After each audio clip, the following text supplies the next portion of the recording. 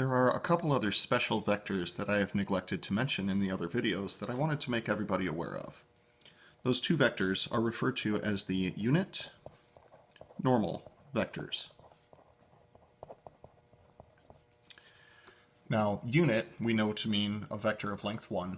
Normal is a fancy form for perpendicular to. The two unit normal vectors are going to be the vectors that are unit vectors that point in the direction of the x-axis as well as in the direction of the y-axis. These two vectors are going to be known as I hat and j hat, or when you see them in a text, they're usually just bolded. So the unit vector that points in the direction of the x-axis will have a horizontal component but no vertical component, or that is, a magnitude in the horizontal direction but not in the vertical direction.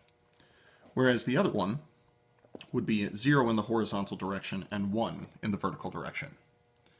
So if we wanted to associate a vector with each of our four directions, this would be the I direction, the j direction, the negative I direction, and the negative j direction.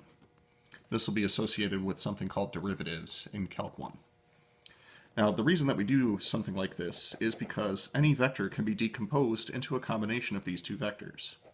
For example, if I wanted to refer to the vector 6, 2, it would be possible to decompose that into 6 in the horizontal direction and 2 in the vertical direction, letting me know that I can refer to this thing as 6i plus 2j. Now, in the event that you're interested in doing things like combining vectors,